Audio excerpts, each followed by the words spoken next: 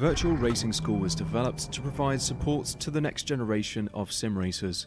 No matter if you're a rookie or veteran or what car or track you'll be racing, our goal is to provide training every step of the way.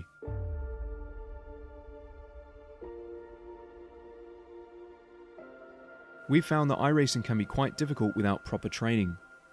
There needed to be a way to prepare for on-track racing.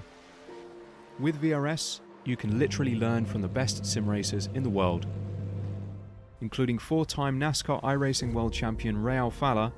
And Ray Alfala is a 4-time champion of the NASCAR Peak Antifreeze iRacing Series. 3-time iRacing Grand Prix World Champion Martin Kroenke. Martin Kroenke becomes a 3-time world champion. Rallycross World Champion Mitchell de Jong. Mitchell de Jong is now champion for the iRacing Rallycross World Championship Series. And many other top sim racers. Data packs include everything you need to start learning. Our World Championship coaches create the data packs by setting a hot lap or a series of fast laps for you to compare, analyze, and replicate. Data packs also include a tutorial where the coach points out techniques they use to hit the fast lap. This gives you access to the latest driving techniques and setups before you even hit the track. Sign up for a free account and download the VRS telemetry logger. With this application running seamlessly in the background, your laps automatically start syncing to the VRS website. From there, you can analyze and compare 2 laps of your choice, whether it's your data, the coaches, or your teammates. VRS will automatically target improvement opportunities so you can get up to speed even faster. VRS also makes it easy for you to request and schedule one-on-one or group coaching sessions. These sessions can range from 30 to 90 minutes, and you can select the car, track, and setup combination of your choice. Visit virtualracingschool.com today to sign up and get started.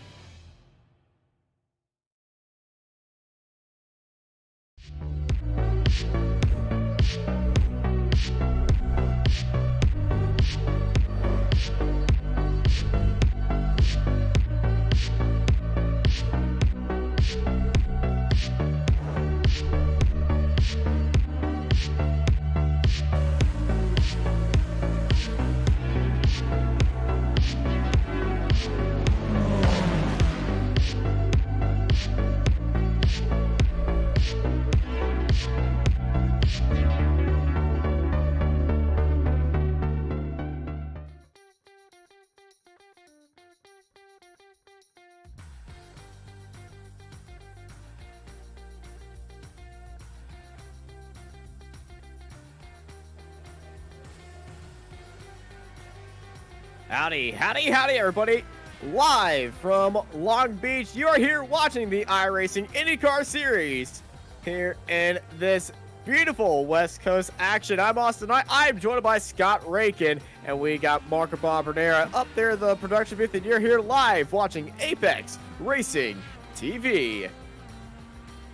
Yeah, good evening, Austin. Good evening, Marco. Good evening, audience. I tell you what, last week, if you didn't have enough fun out at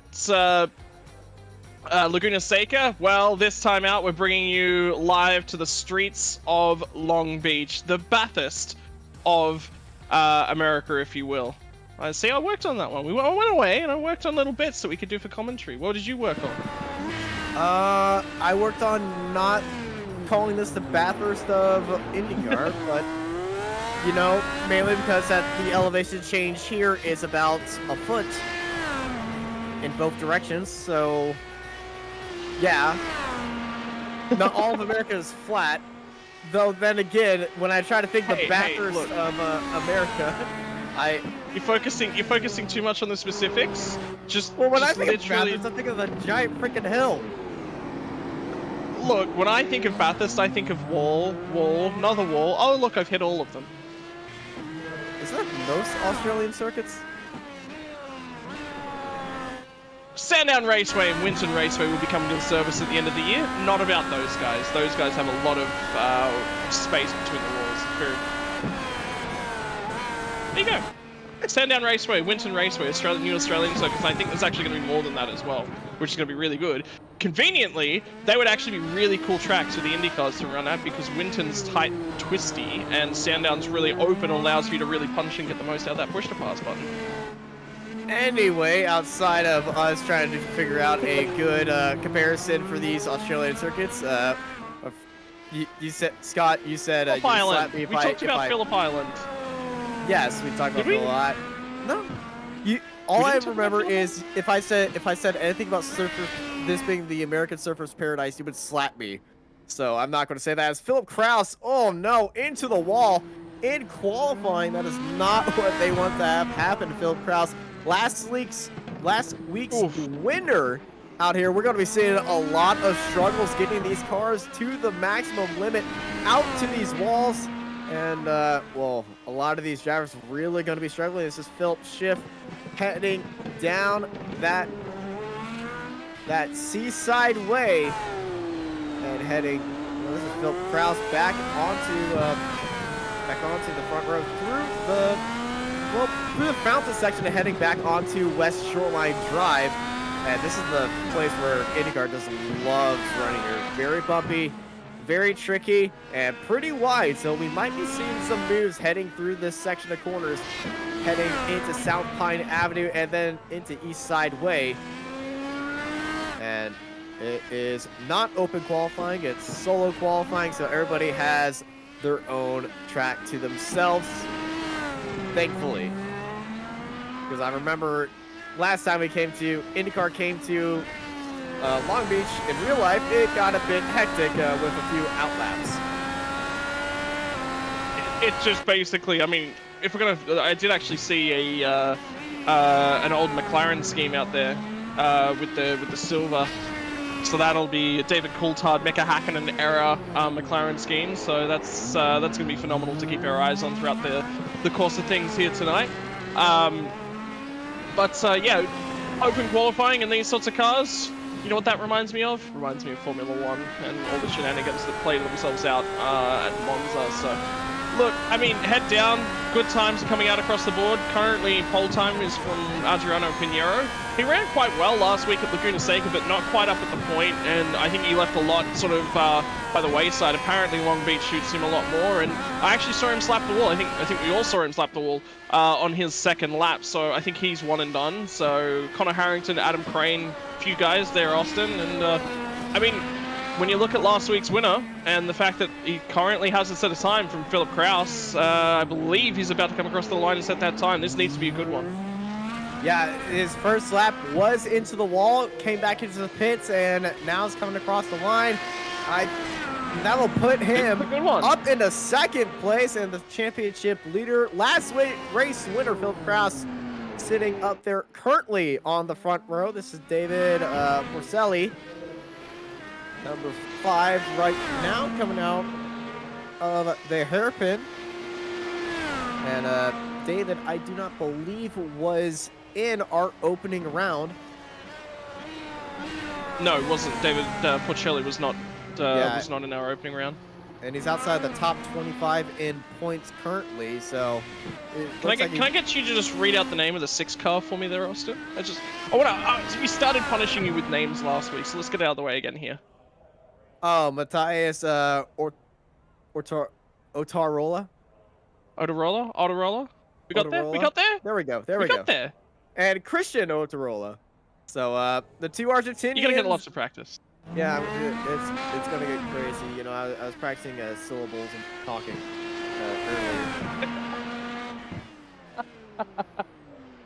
earlier. Oh. Which some might think might be a requirement for this, but. And it's good to see actually Lorenzo Bondo was not quite able to partake last week. Was sitting in the part of our chats. He's actually taken out and put down a lap. So good to see you back out there, Lorenzo. Yeah, Hopefully Lorenzo. it'll look better this week. Yeah, skips out of Laguna Seca and returns to Long Beach. Guy's a madman.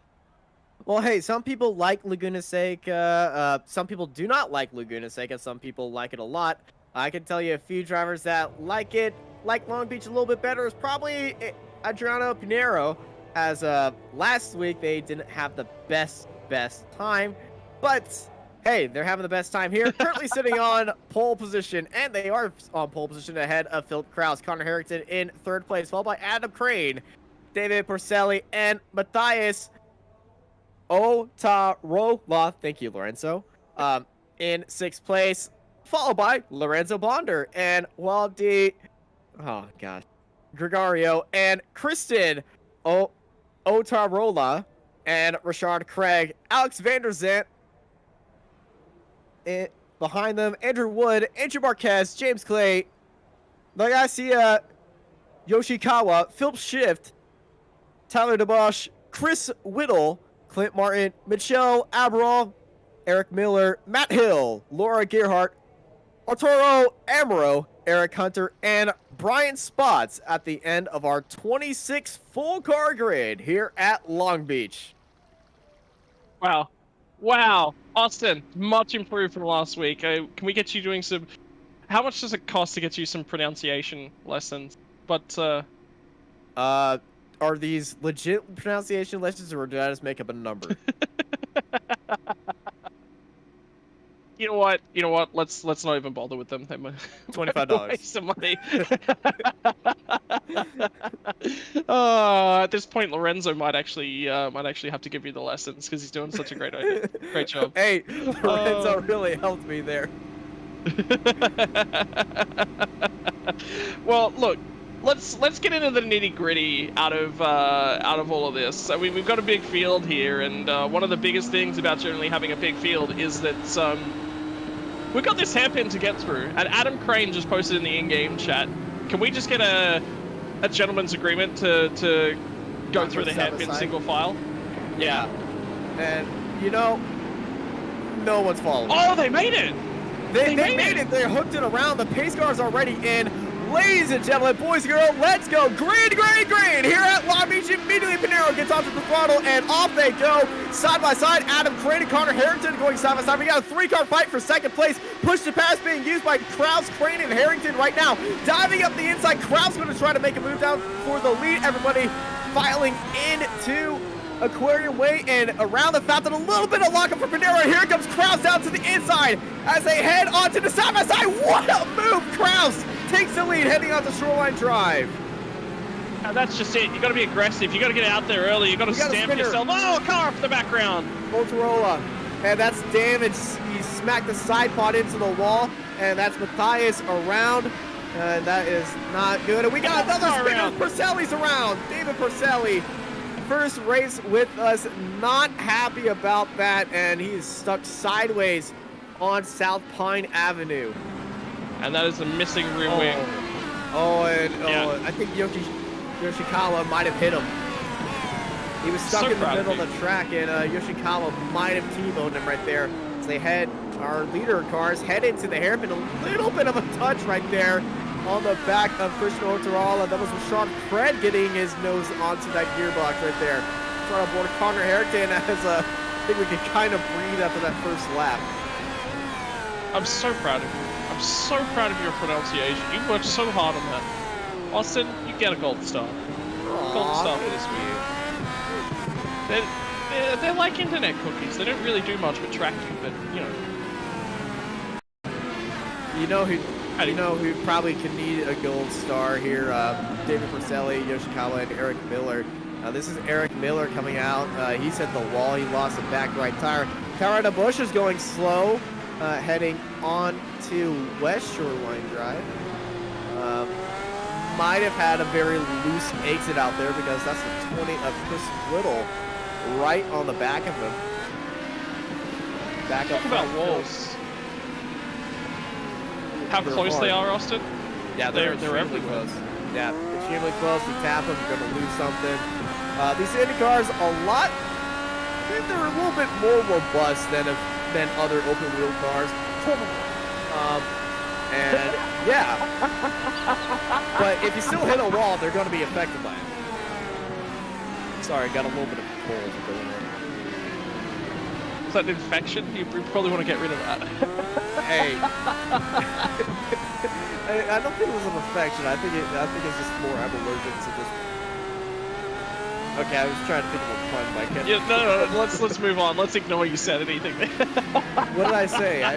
My coughs Nothing. sometimes sound like words. Yeah, they do. They do. You should get that checked. Look, I mean, yeah, it's tough, and let's look the bumps, the wall. That's the difficult part is getting the car to settle. And where was the IndyCar race across the bridge? I'm useless with track names, by the way. In the middle of the city. Street That'd be circuit. Nashville. Is that Nashville? In the city of Nashville? I mean, look at how much the cars were bumping and bouncing going over that bridge in real life. They were getting airborne at some. Yeah. It seemed like they were getting airborne. If you were looking at the driver's hands, they were getting extremely airborne at the end of the bridge. But, you know, that's why you don't usually race across a bridge. But what kind of race it was, besides the 20 cautions or something. Or the crazy amount of cautions because of a oh no, this is a Toro stopped at the end of a shoreline, and oh, he's come out of the pit exit and he's letting everybody by and not wanting to hold up anybody, and that pack he let by was included Tyler DeBush. There's a replay right here Down the inside. First little easy look down the inside, and very, very fair. Everybody using the alternate tires. All the red walls being used right now. You do not need to be using both tires at all in this race, so you might see all reds all day here at Long Beach. Shout out to Marco. Can I get a strength of field check, Marco? And before you do so, can I get your estimation? 4.2. I'm gonna go 4.5. I'm gonna go 4.5. And survey says,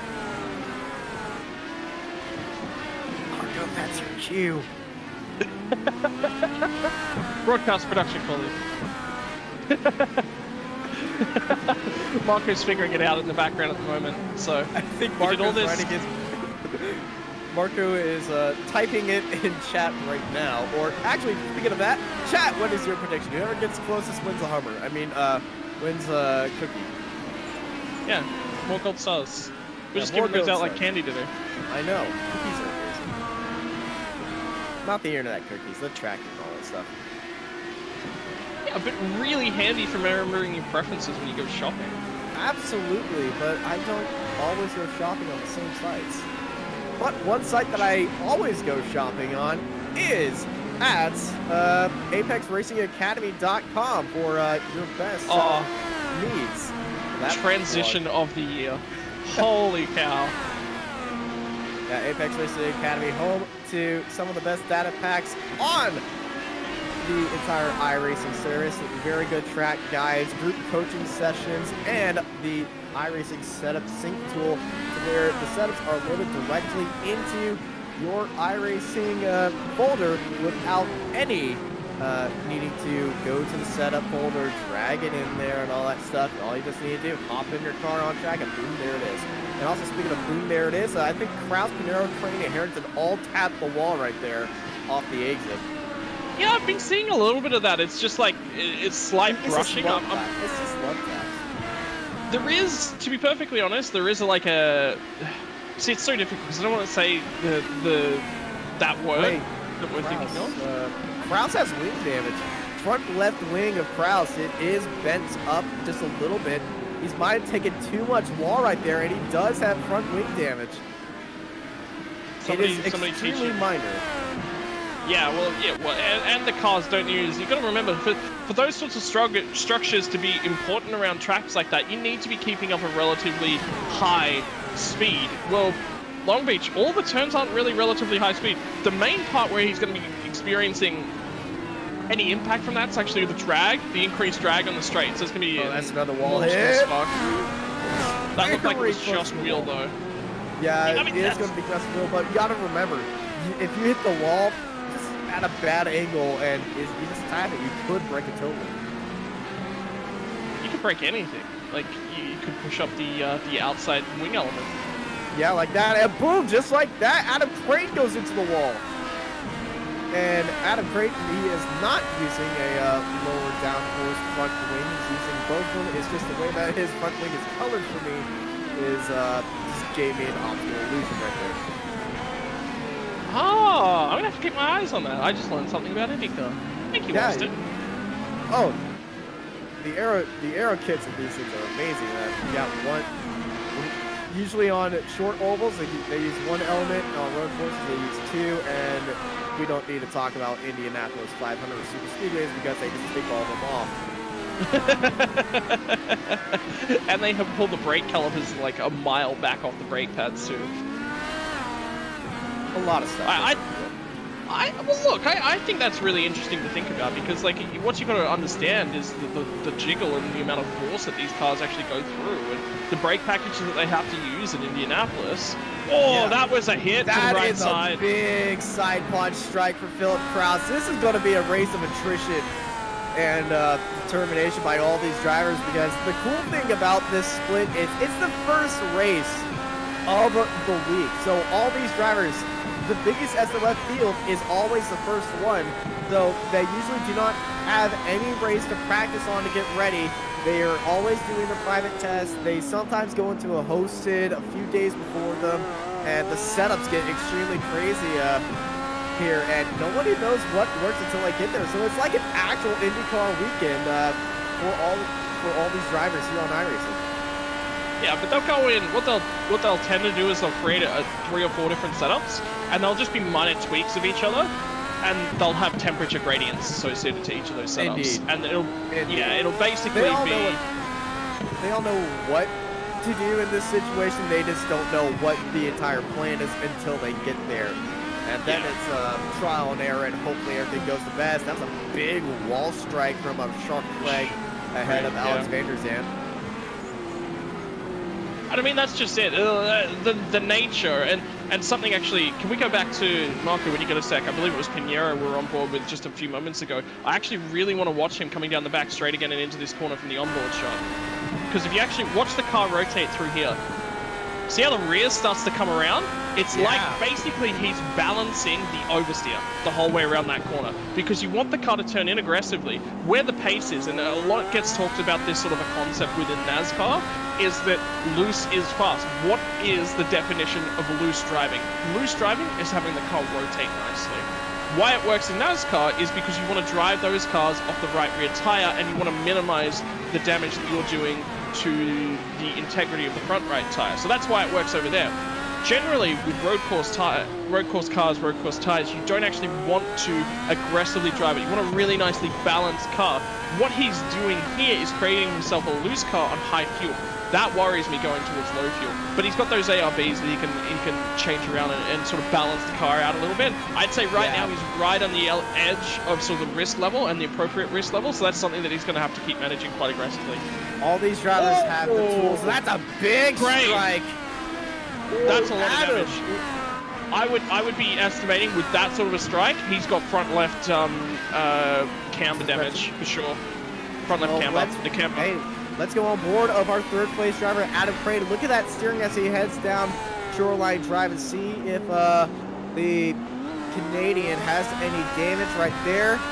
It looks all right.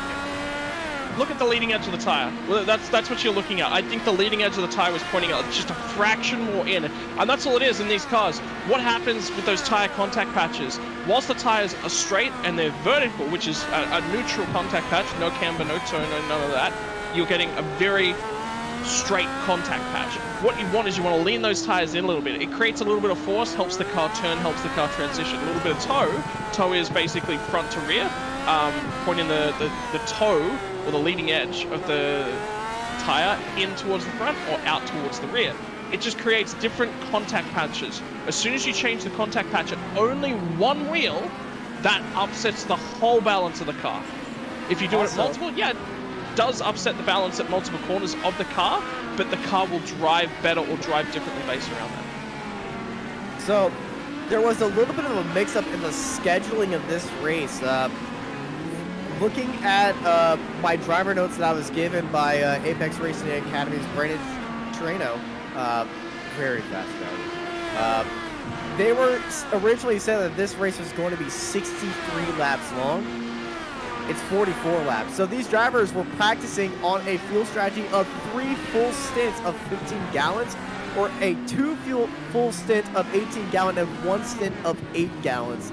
That's what they were practicing with. Now that they're on a race that is much shorter than what they were practicing on, the fuel strategy is out of this window, but it looks like to be a 2-stop. No, a 1-stop right here, if they can get it to lap 22. But that is a big curveball that iRacing threw them. Yeah, it is. And something else that's going to start becoming apparent, actually have a look at the lap traffic. Lap traffic has done a phenomenal job. Whoever that is, big plaudits to them. Obviously, you know, you come to a street circuit like this, and with the iRacing setup, there's not going to be cautions, not going to be that opportunity to get your lap back. So you're just trying to stay out of everyone's way. But that is correct driver behavior right there on display. Great job. It is very nice driver behavior. Don't want to fight it into an extremely tight section, and yeah, it's going to get extremely. Later on in the race, you're going to see drivers get a little bit more elbows out right now, but it's early on in the race. It's a very tight circuit. Everybody is going to be a little bit more polite with each other. And later on in the race, we're going to be seeing some more crazy stuff. Like Roman Grosjean beating it into Jimmy Johnson at the corkscrew. Jeez, that was something, wasn't it? I loved it. And Jimmy Johnson after the race going, I was on the green. I thought I was getting a penalty for sure. No, you got forced off there. That's how that works. I am now getting information that was a that I'm looking at the iRacing series, not the Open series. Thanks, Ara, for clear. Oh, there. I got this pull up. All right. Well, I'm an idiot. Look, I wasn't gonna say it. It's okay. You can call me an idiot if you want to help. No. We all know why we're an idiot. So, fuel strategy is 2 full stints of 16 gallons or 1 stint of 18.5, and then another one of 13 to 14 gallons. Can play with that, and so we might see some. Oh, we got a crash in turn 1. Oh, Christian Otorala and in the wall, Gregario in the wall as well, and that is 3 cars in the wall and a 3-car collision. There is a Laura Gerhardt getting through there. This is Mitchell Aberhall getting into the wall as well. We got more chaos. Andrew Wood into the fountain. That is 1 trash car ahead of the Bubba's Burger sign right there. And oh my gosh. So many cars, so much chaos. This will tell the story here. This replay. That is such devastation. This is Chris Overall. Oh, that's just too late on the brakes. Try to get the car slowed down. Got into the back of the 19 of Matt Hill. And Matt Hill looks to be, he's still trying to Andrew Wood, yeah, you see the smoke already up there. Gets onto the brakes. Too much mustard right there and slams it into the wall. That is insane. Imagine coming around turn 1. Oh, the 21 in the background has just been collected. Yeah, collected as part of that.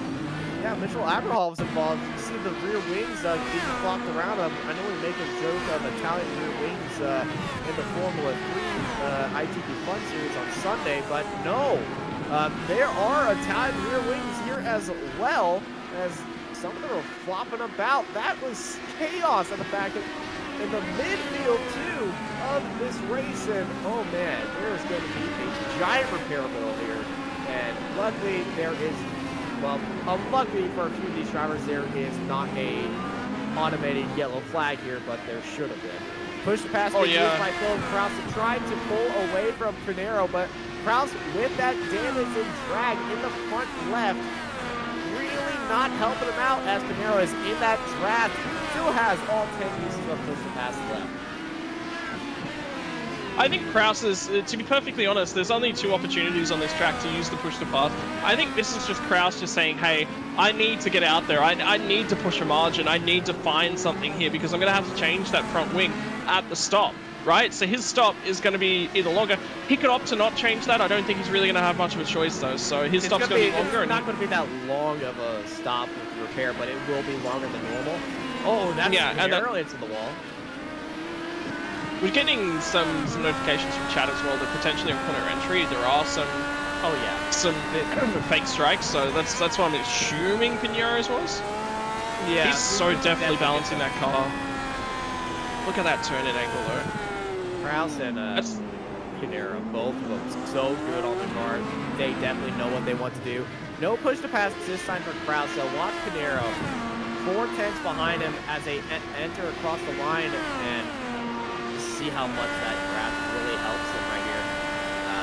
But Philip Kraus, last 6 winner, trying to go for 2 for 2, but his pit stop is really going to be that talking point of this race. Is he going to go longer? Is he going to go halfway? That's another wall strike on entry on the outside. Using all the track right here. Other fights around the track. This is Eric Hunter on the back of Brian Spots. Brian's having a good lap. That was a lockup ahead by Matt Hill. And Hill's looking a little bit wide. That's another lockup right there. And Spots getting onto the back. And Spots on the push pass. Here comes Spots. Spots on push to pass around the outside. And yeah, the tires are really coming to the end of their life, especially if you don't get the right adjustments. Hill, very wiggly on the brakes. He needs to adjust that brake balance too, because oh man, that is one wiggly car. He's also got front wing damage as well. And look at that, that's Eric Hunter hunting him down. Hunter's just looking for an opportunity to show that nose. He's gonna, I'd say Hill's got trouble. Oh, Hill! I think Hill had something was having something go wrong. Because I would say he's at a black screen. There's some odd driving going on from Matt Hill.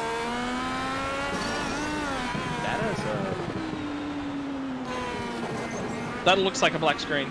Well, it was for multiple corners for Matt Hill. He's still there. So the drive from Newcastle still going on. He's pulled it off into the emergency exit, so he's out of harm's way or any other driver's way. But you know, Matt Hill's actually from probably about half an hour away from where I live. Well, maybe next time when he's having trouble, you just go over there and just give him the person there. What happened? Heads up, guys. I'm not gonna be available for the remainder of the race, but I will get a direct interview with Matt Hill. Andrew Wood goes into the pit lane after that incident, and this lap we are expecting our first undercuts to start heading in. So if this is the time, Philip Kraus could go in there.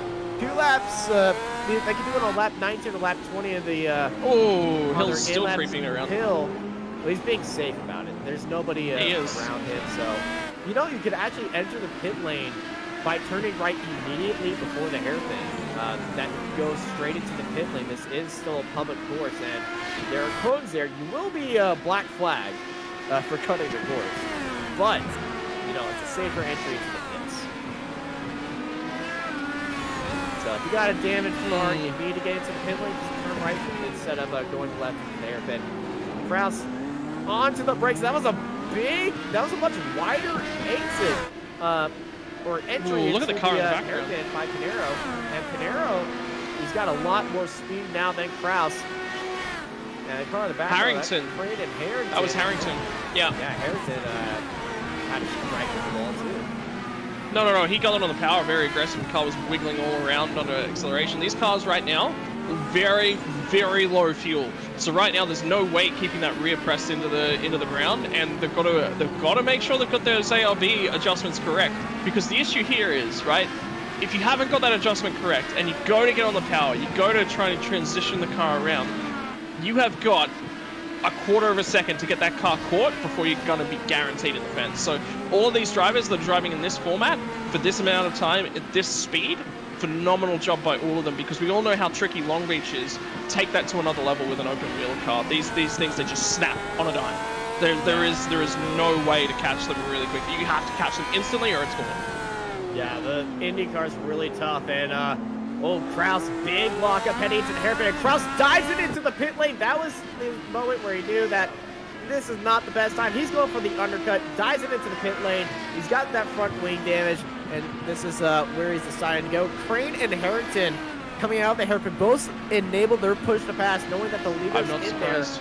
And they're going to try to go for a quick in-lap or try to outpace Kraus. Pinheiro did not get onto the push to pass, though. He still has all 10 really left. The Brazilian is going for a very fast end stint here. Still there from Kraus. That's the wing, right?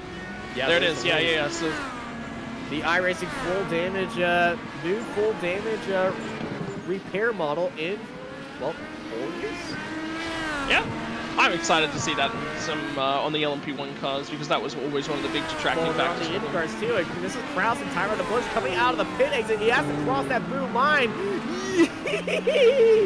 Gets a little bit tight right there with Clint Martin off the exit, but he locks up heading into the fountain, and Clint Martin from Huntington almost gets into the back of him. But more cars heading into the pits. Pinheiro stays out. Crane and Harrington, both of them dive into the pits right there. Lorenzo Bonder push to pass, using out of the hairpin, continues on. Look, I think if either of these guys are running any sort of track map, they should have seen that Kraus come out in traffic, and that was a big key to these guys not wanting to come in. I think they needed to go as long as they possibly could, make sure when they come out it was on clear track. Speaking of tracks, let's get our track map up there to see how the track's looking right now and how crowded it is. You can see 6th and 7th right now. They're coming out on the track. They got lap cars around them. They got a pretty good gap. They're going to be coming out around to the 9th place car of Chris Riddle. Just behind him, they jump. Did they just jump Kraus? They jumped Kraus. They did. But it's a big lockup by Crane coming out of the pit exit. He's in the escape road. Hopefully he's managed to save that thing. Hopefully there's no strikes on any. There isn't. He's done a great job saving that car. Oh, he was ahead of him. He was ahead of Kraus right there. But coming out of the pits, just locked up the brakes and goes sailing on into a new destiny. Gets that car flipped around right there, but that was a pit stop and a half. He had the lead coming out of there, but not working there. So unfortunate. Pinheiro, Bonder, Clay, Shift all into the pits. Alex Vander Zandt staying out right now. Philip Kraus, purple sector 2, purple sector 3. He's looking so fresh on these new tires, and he's going to see where he comes out. But that pit exit by him, that was impeded by that car on his inside. We got a lot of cars coming out of the pits right now. A lot of cars coming out to the airpin. This is going to get... Pinheiro's going to jump him. Pinheiro's going to jump him, and Harrington has jumped him. So Harrington's ahead of Kraus. And Pinheiro, new net leader right here. Harrington in second, and Kraus in third place. And you know, Kraus, that is the disaster. Oh, Pinheiro's in the wall. Pinheiro's got damage. Pinheiro is out. So unfortunate. Pinheiro coming out of the fountain strikes. Cold tires locked up in there, and Pinheiro, after a wonderful pit stop, had the lead. The net lead was his, and just a full lock on the steering. Too much speed into there, and that is the whole enchilada right there. Unfortunate, and Pinheiro can't believe it. So it's Connor Harrington in the net lead with Kraus the second. Lorenzo Bonder just on cold tires. That big moment right there coming out on into, well, really the parking lot right there at the aquarium, and got a bit wide, but avoided the wall. My word. How many cars have we seen do that today too? It's been intense. You've also got to remember that we lost Crane nearly, down the escape road on those cold tires. Those cold tires were a big factor. The guy that's made all of the positions gain is Harrington. He has just made such a great run. And Vander said, I like this call from him. He's running long because when he pits, he knows that he's not going to be impeded. His outlaps are not going to be impeded. And the track continues to just clear in front of him. It's, the oval style. What is it? The seas have parted to allow you through for Alex Van der Zandt. Yeah, Van der Zandt really pushing these tires. He's staying out and he's still out there. I think Van der Zandt's going for that full 18-gallon run at the start, and then going for that lighter fueled car at the end of the race. And you know, I think he might be banking on some cold tire chaos of cars coming out of the pit lane, and really giving him room, because he is 29 seconds ahead of Harrington, and total pit stop times of 44 seconds. So Alex Van der Zandt up 10 spots is really pulling a gamble right here, but if he goes into the pits right now and comes out there, I think he just get ahead of Clay and come out in 6th place. Well, he's actually continuing to run away from Clay too, so the margin between himself and Clay is sort of opening up a little bit around that 46-second mark, and it's sort of climbing a little bit. That's a lockup Be interested right to there see at the hairpin. how long he can go. Yeah, I was about to say. Hey, I think find that's out. the pit stop correct. Yeah, that's the pit stop. 25 laps on that tire set and fuel set for Van der Zandt, and here is our net leader Connor Harrington from Syracuse, New York, ahead of Philip Kraus. What a pit stop by him to make that actually work and get up into 2nd place. I'm wondering whether or not, though, there's going to be some fuel saving required from him. No, there probably will not be. All these guys ride it to calculators. Yeah, sure. But the other side of the coin is he had a shorter pit stop, did he not? Well, yeah, he had a shorter pit stop because he wasn't repairing damage. He was 7 seconds shorter than Philip Kraus. He spent 14 seconds in the box. Here comes Van der Zandt coming out of the pits. That is Bonder just passing him right there, and that is a clean pit stop right into 5th place for Alex Van der Zandt. That's a huge net gain. He's got to be happy with that one from Alex Van der Zandt. That's a great call. And the other benefit here is coming towards the tail end of the race, when everything starts to get racy, he's going to have those really fresh tires. Really good opportunity here for him. Yeah, fresh tires, and well, less wear on them heading to the end of the race is Connor Harrington. I think the 26 is the car ahead of him. Had a little bit of an incident. A little bit of a wheel or slide as they go up there. That's Brian Spots. Who hasn't had an incident at Long Beach, to be perfectly honest? Connor Harrington. You know what you've just done, right? You're aware of what you've just done. Yes, I know what I've just done, and I'm plenty okay with it. I've been doing this for. If Connor 3 Harrington years. is very, very annoyed post-race, I'm going to point him in your direction, Austin. You know what? I'll personally accept it. I've cursed plenty of 3.5 drivers in my day, and one of them has quit the series because of me. Right. Remind me to never race in a series that you're commentating. He's on Pit stop chaos this here is, for the 23. coming out of the pits. This is Laura Gerhardt. Just letting everybody by. She's a lap down. So, and last car to stop is Eric Hunter. Well, that's a pit entry. I'm so sorry to everyone's eardrums that just exploded. And I think Eric Hunter needs Can we get a pair of clip? shorts. Can that sound be clipped? Please no. This clip I'll clip Martin it getting myself first. very close to Tyler in the Bush. Right there, Tyler Bush getting into the wall. But Clint is really chasing down Tyler right now.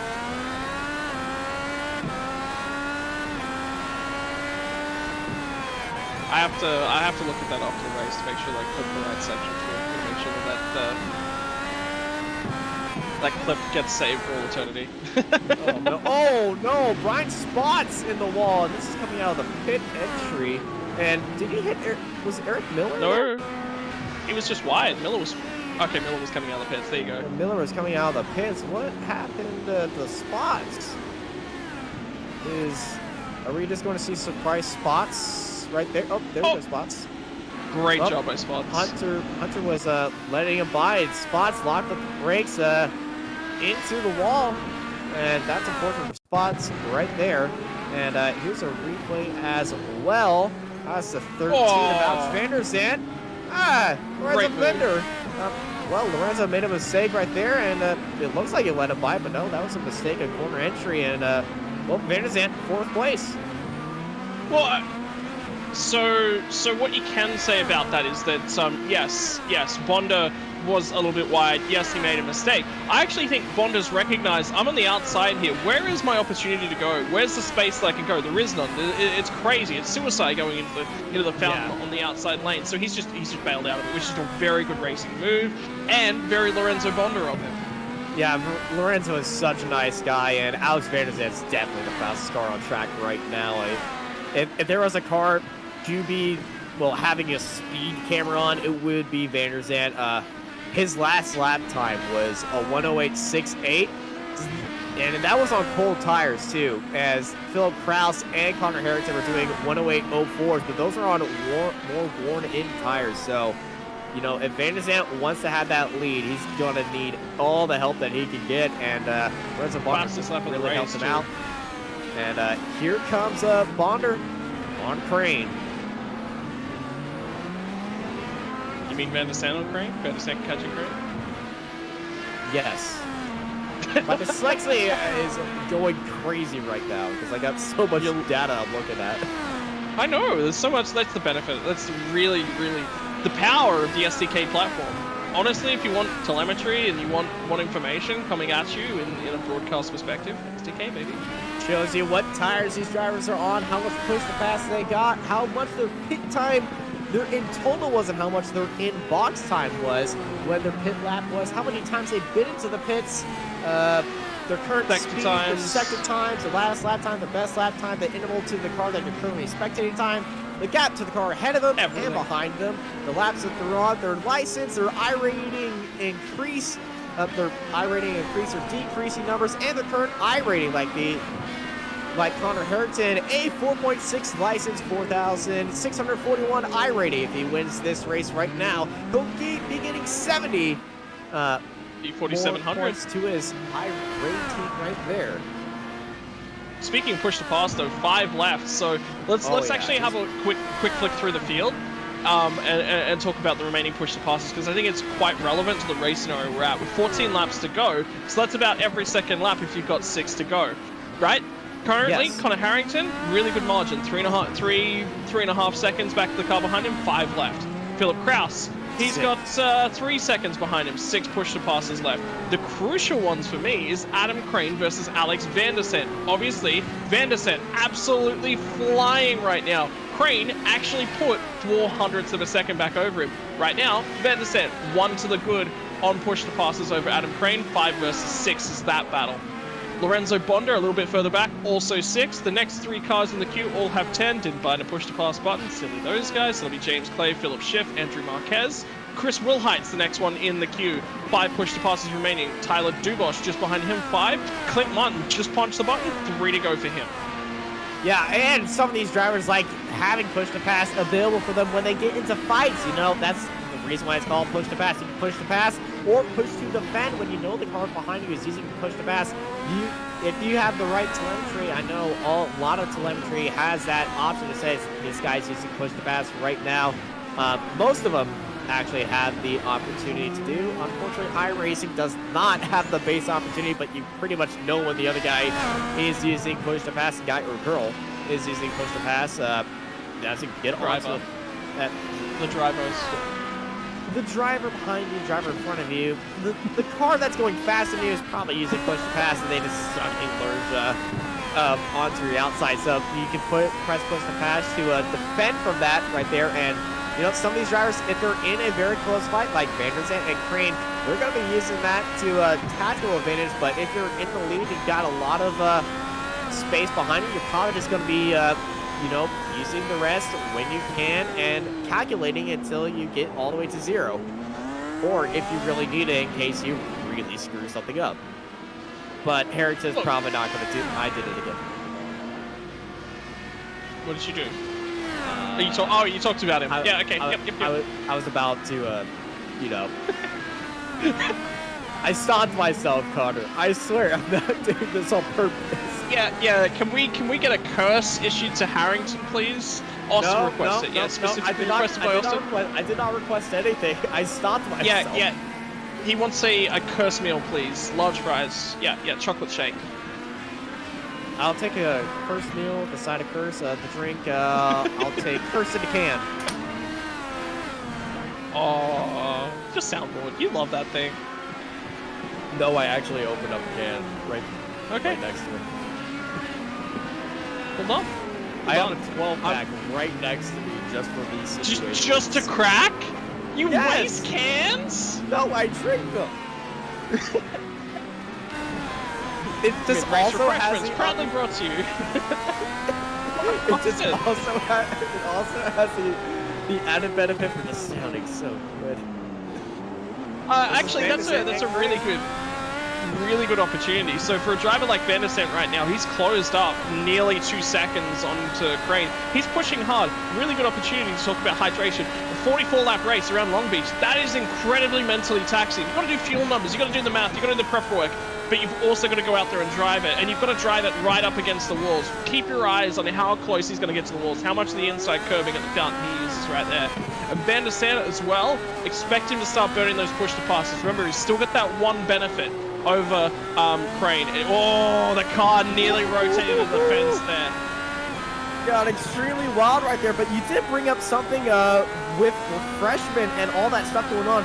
Remember, these drivers are driving at the top of their level, and, you know, mental stress, physical stress of, you know, driving at the top of your level. You've got a lot of force feedback. I know some of these drivers have direct drives. You could get sweaty, and driver cooling is an actual thing in sim racing. I know my friend, our producer Marco, he gets sim race in the summer because his entire seat turns into a moist towelette at the end of it, and it just gets crazy.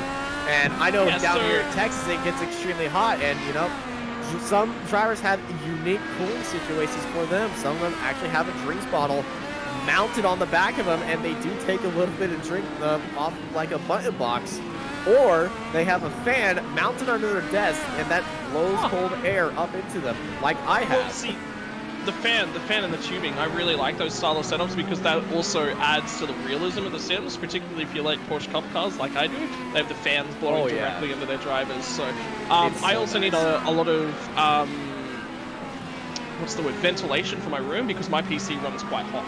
So I need to move that air around and it's in a bad area. So actually having added ventilation in the room. Something else, just having that towel on the side during caution periods, for example, and oval racing, and during this. Well, I mean, if we ever go to Bathurst with the IndyCars, this is a great couple of long straights where you can just rub your face down, just reset, refresh yourself, clear yourself off, and go again. Yeah, and well, we are not going to Bathurst in this schedule. Boo. Boo. Luckily for all the Dallara bodywork engineers. But we got it. Wait, you're saying luckily for all the Dallara bodywork engineers as we're at Long Beach. Hey, currently in my knowledge, this is the most destructive IndyCar race on the schedule. What about Nashville? We haven't been there yet. Nashville when? 2 weeks? Probably never. Street circuit, probably never, is the correct appropriate response. I do not feel like having Nashville tracks. Yes. Yes. Yeah, we got the one we were talking about earlier. Well, we got the National Super Speedway in 2 weeks in the iRacing schedule, not the fairgrounds, the Super Speedway. It's gonna be a great track. It's gonna be very unique to see how those setups are built because that track is very low banked and you know, concrete paving is going to be extremely interesting to see how all the setups get. Check this out. Half a second. Oh, hello, Crane. You might want to. I'm expecting to see that push the pass button light up, and it did for Van der Sent. Jinx. Van der Sent. Can we call him Van der Sent? He's going to have to Van der Sent it soon. If he Van der Sends it down the. I can't believe you just made me say that. Van der Sent it. I didn't make you say anything. You said it. What? You put it in my mind, and I just can't say Van der Sent regularly. Well, if he goes down to the inside and he does make it stick, I think we might be seeing a Van der Sent sticker on some part. Oh my god! I definitely want to see a Van der Sent. I want to see a Van der Sent emote. in a YouTube chat. That would be phenomenal. It'd be like Van der Sande in like the Vander and in like a NASCAR Miller's around. Miller's around at the well, that's turn 1. I was wondering where that was. Brake lockup, I expect. You did. Yep. And Crane is defending with push to pass down from Van der Sande. And Adam Crane doesn't want to get Van der Sande in on his inside, and so he's defending for that. Now trying to pull away from there, but this is going to be a very tasty battle for 3rd place. And a battle for the podium position as well. And have a look at the gap. Like, over 44 laps, what are we at the moment? We're over like 37 or so laps with 7 to go. Look at the margin between the top 4. It's under 8 seconds to the leader in Corin Harrington. Kraus is actually starting to close up just a little bit. So I wonder whether Philip Kraus has actually looked after those tires really nicely. And he's going to start to come up on him. No, it's lap traffic. That's all it is. Yeah, lap traffic really is going to hurt you right there, especially if you're trying to catch up to the car ahead. This is Andrew Wood and Utrala. Oh, the almost getting into each other. And that is not what you want to see if your name is Adam Crane or Alex Van der Sande. Or Philip Kraus. Well, I mean, Kraus is, you know, not much Kraus can really do about it, but these two behind them that are fighting. Well, he's already passed it, actually. Yeah. But Van der Sande, he sees that opportunities of these lap cars, and he's now thinking to himself, how can I use these guys to my advantage? Might be using them actually as a pick. Because, you know, they're going to get out of the way at a time, but they get out of the way, or they're in the way at a certain point, Van der Sande can really use that to his advantage and take a different line to really set himself up for a lot more speed in an upcoming section, because he knows that Adam Crane is going to be look at how close. He's coming. Very different situation, and both of them have to stay on the outside right there, but Van der Sande buried in that draft, hard onto the brakes they go. The fight for 3rd, mere inches within each other as they come through the parking lot and into the hairpin. I'm going to make I'm going to make a prediction. How about right now? They're both on the push to pass. Top 3, all of them on push to pass. All of them are on push to pass right now with 5 laps to go. Crane and Van der Sande, they were side by side coming out there, but Crane defending on the inside. Here comes Van der Sande around the outside, late on the brakes, but Crane's going to be defending right there. Van der Sande's going to be right there. Well defended by Adam Crane, but what a fight. And we still got these lap cars. That's Laura Gearhart getting out of the way right there. Blue flags right here, but they still have those 2 cars ahead of them, and Adam Crane is going to be sweating bullets right now. The Canadian versus the American right here. Is it going to be an all-American front row, all-American podium here, or will Adam Crane get the maple leaf up there?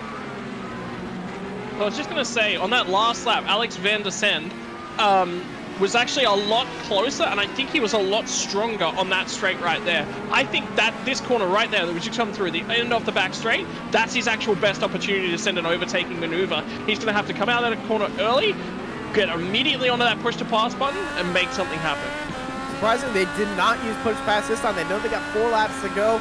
They both got 3. No, Adam Crane has 3 uses of the push to pass. Van der Sande only has 4. You know, he might be trying to catch him off guard and go into that opportunity. And oh, hello! Oh, chaos! It's struck in ahead of him. Yellow flags are out. Crane has been caught up right now as he's trying to dodge a minefield. Van der Sande sending it right here. Van der sending it as they're heading onto West Shoreline Drive, and it is nose-to-tail action here. The fight for 3rd.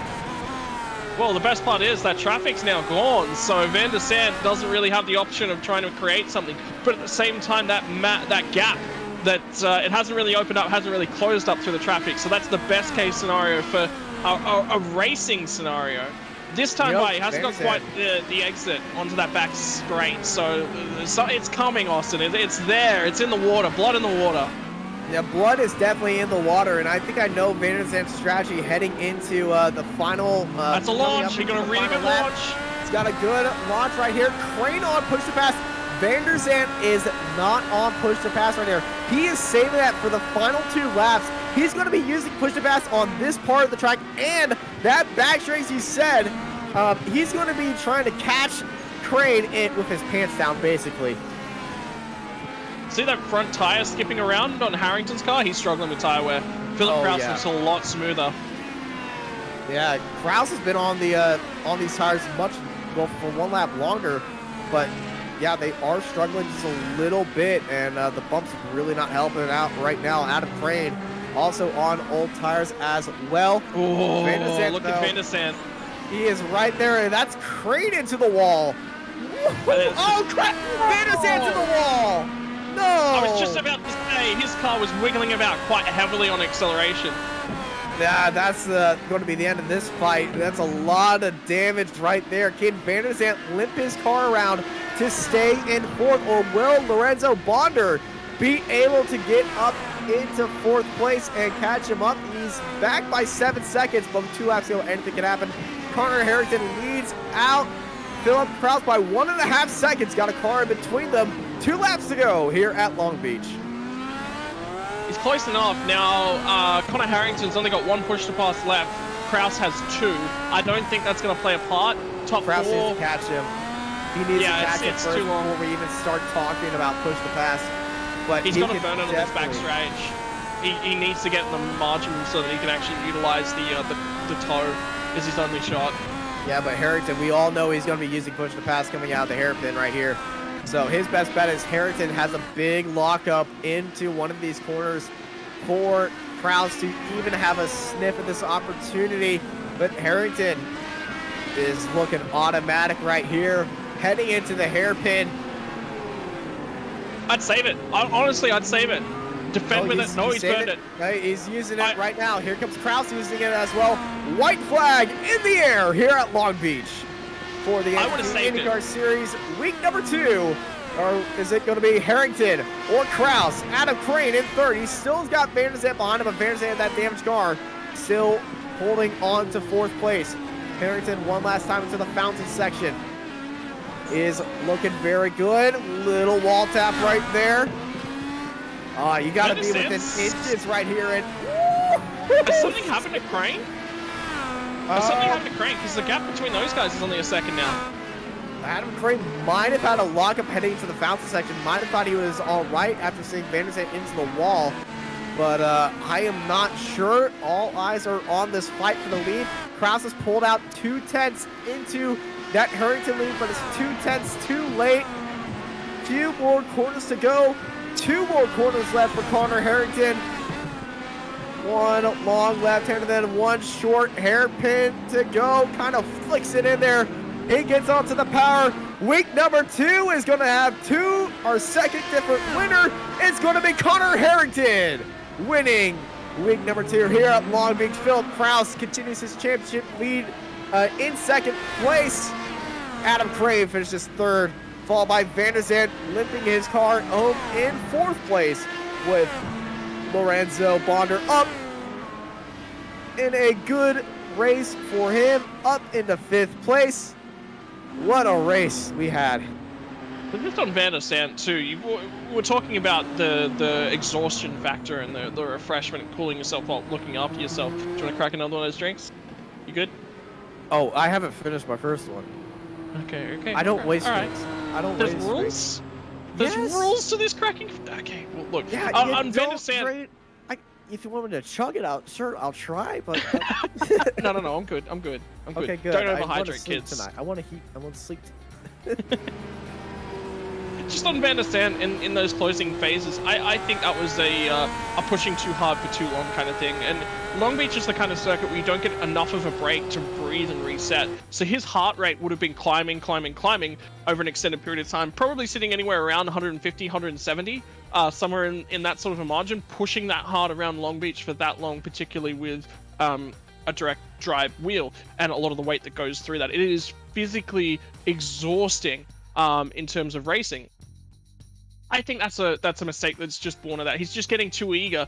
The prize is right in front of him. He's overworked those tires. It's just a pushing too hard, too long, too much heart rate, too much adrenaline going on. It's just gotten to eventually. And that's Long Beach though as well. Tight street circuit, the wall's so close. You make one little mistake. We talked about it. You've got a fraction of a second to catch that car, and it's just a driving error that comes from this. There's so few opportunities to overtake. The draft, the aero penalty from being in somebody else's wake. He drove a phenomenal race to get himself all the way back up there, but unfortunately the Van der Sande will have to wait one more week.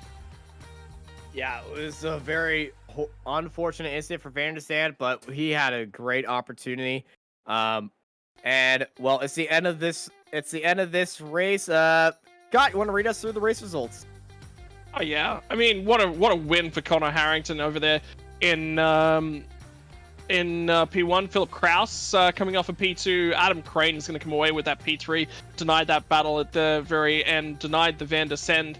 Lorenzo Bonda, what a return to it for him. P5. James Clay, P6. Great result for him. Philip Schiff, P7. 8th, Andrew Marquez. Chris Wilhite will come home in P9. And Tyler Dogosh is going to round out your top 10. Eric Hunter, great drive from him. Adriano Pinheiro, we saw the accident from him that robbed him of a win. Still manages to come home P12, grab some valuable points. Only 2 laps down. Laura Gerhardt, what a drive from her. Great job. Clinton Martin, P14. Andrew Wood, we saw all of these guys involved in that accident in turn 1 with multiple cars involved in it. Eric Miller, Brian Spots, unfortunately was running really well early on. Not so by the end of the race. Matthias Oderola manages to grab himself a nice finish in P18 after being involved in some early incidents. And finally, rounding us off is going to be Rashad Craig. That was unlucky for Rashad Craig.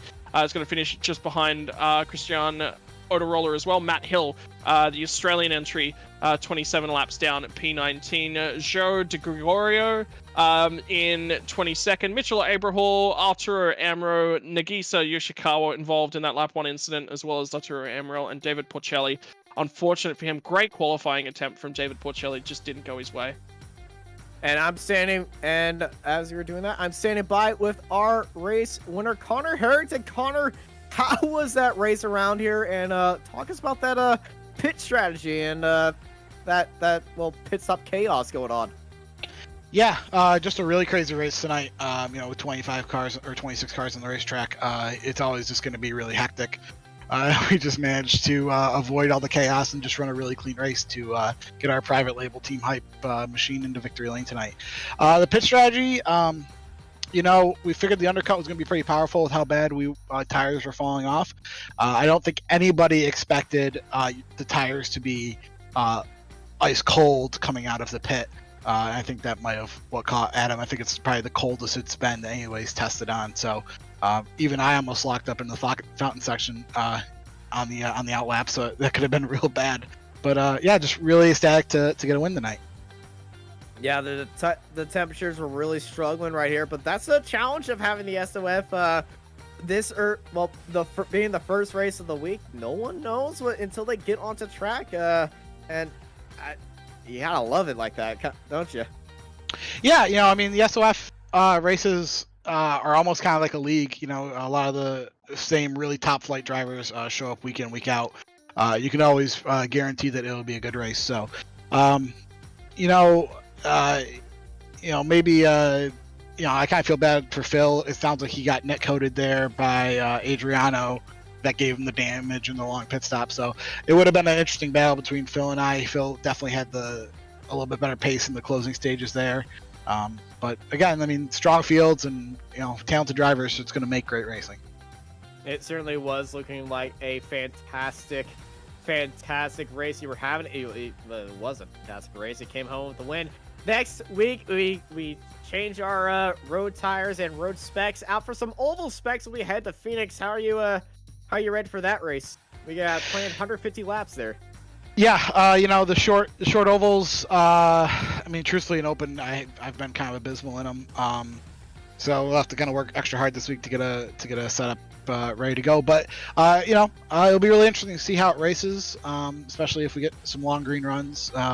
Handling really become a factor, and saving the tires and being able to make moves late in the run is going to be really key. But yeah, we're excited for it. A good start to the season, some good points. We're doing well. Things can't go much better. Yeah, sitting second in the points. Third last week, first this week. We're going to see how you do at Phoenix. Before let's go and get ready for Phoenix. Anyone you want to thank? I just want to thank everybody over at Private Label, Ethical Clothing. They're always been, great partners. And we have a new partner coming on board, Tomahawk Shades. Really excited to have them and their eyewear products coming on board for the rest of our 2021-2022 season. So, and thanks to everybody here at Apex Racing TV for putting on the SOF. It's really awesome that you guys do that. And thank you for everybody tuning in. We're going to throw it over to Scott. Any final thoughts? Nope, nail on the head for me. So yeah, that's pretty much about it. I mean, to be perfectly honest, it was a good race, exactly what I expected. There was chaos throughout the race at some points, So yeah, it was a really good race. There was moments, there was opportunities for all the driver, and I'm hoping for next week we see the Van der Sens in full flight. All right, next week we're going to go over to the desert, have a little party over on an oval. We're going to Phoenix. Hope to see everyone there. Thank you for tuning in to the iRacing IndyCar Open Series, week number 2 of Season 4. I've been joined by Scott Rakin and Marco Barbonera in the production booth. I'm Austin Knight, and I hope y'all have a good night.